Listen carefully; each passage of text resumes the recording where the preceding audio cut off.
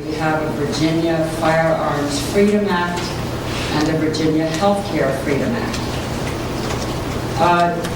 To move on, I want to move on with the legislative process, and we'll get back to that a little later. Once November the 16th was the starting date to be able to introduce bills. And that will go on even beyond the start of session, which is January the 13th. Now, one of the things we want to make sure that we do between now and the start of session is, first of all, make sure we know who is going to carry our Senate bills. And I understand there's a little bit of a battle going on between the senators fighting for those bills to get them. So that's a good problem to have. We are trying to get Jill Vogel. We believe, after consulting with some other experts and lawyers in the field, and Ken Cuccinelli, who knows the Senate side, he has recommended Jill Vogel to carry our health care bill, and Senator Wampler for the firearms bill. Now, what you will expect from me is to get those action alerts, letting you know throughout the process, and I'm sure we have other lobbyists in this room who are familiar with it, who will be working too. We will be sending out action alerts to let you know every step of the way what we need to do next.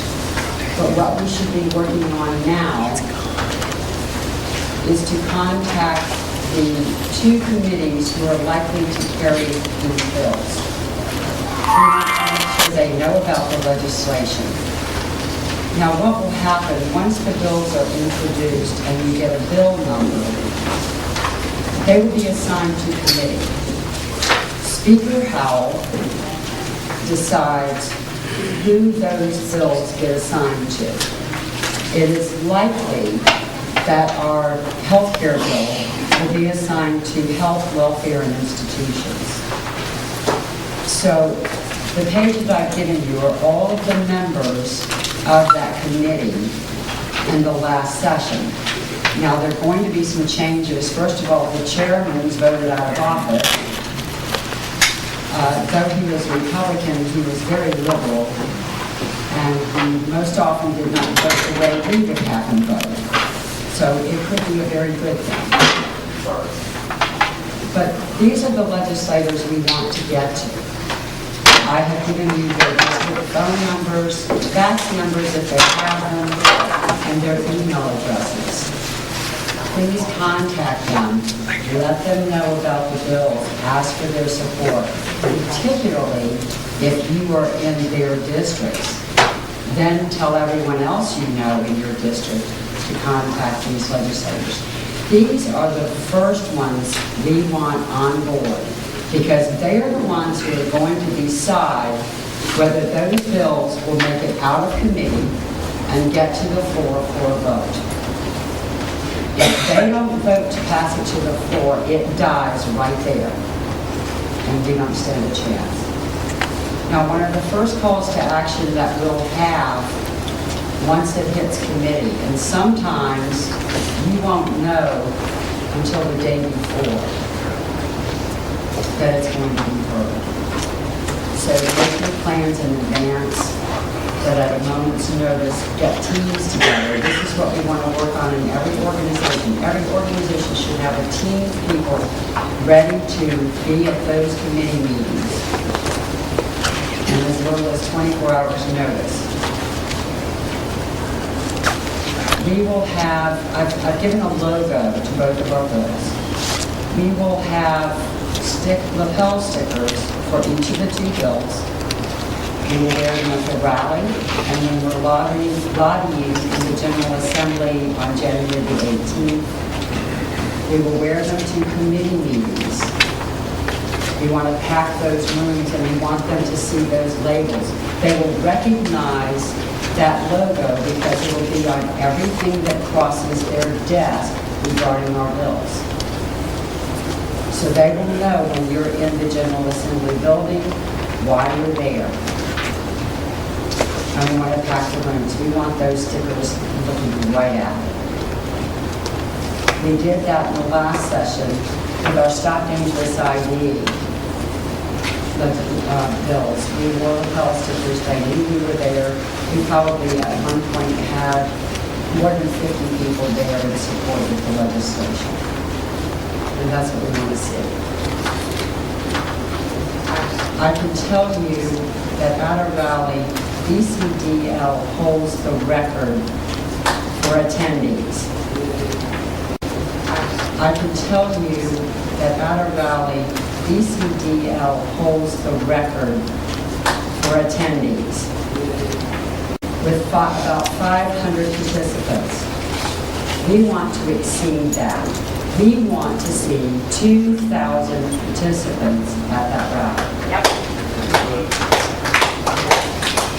So we all need to network, tell all your friends, your neighbors, your family, all the blogs, all the social networks. We want to make the word of these two bills go viral. We want to see the kind of activity at the state legislature in comparison to the federal legislature when we all went to Washington on 9/12. We want to, of course you're not going to have this kind of number, but when you're talking about the state, if we can get 2,000 people there, believe me, we will blow them away. I'm going to get back to... Quick question. Yes. Is there any organization out there that is against what we're trying to do? Yes, there are. AARP is against it. Now, they were against the Obamacare before they were for it. But they've been bribed. They've been offered all kinds of incentives, as a lot of the so-called medical associations who are on board, they've been offered bribes to support it. We will have the AFL-CIO, AARP, and the ACLU, who will be opposing us on the health care bill.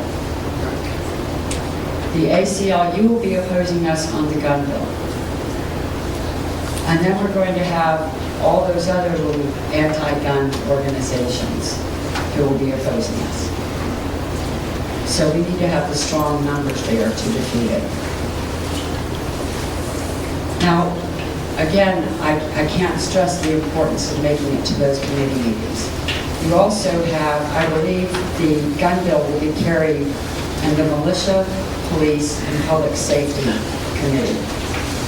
Again, I have given you the contact information for all of the legislators on that committee, those that are still there, some who voted out. And we need to be contacting them. They're the first ones we want on board with our bills. Once the session starts, or as soon as we have a bill number, then we will want to mobilize our members and our friends, neighbors, family, to contact your legislators. Then we'll want to work to get sponsorship from all of the legislators on these bills. But until we get to committee, this is where we need to work on the committees. Any questions about that? Yes.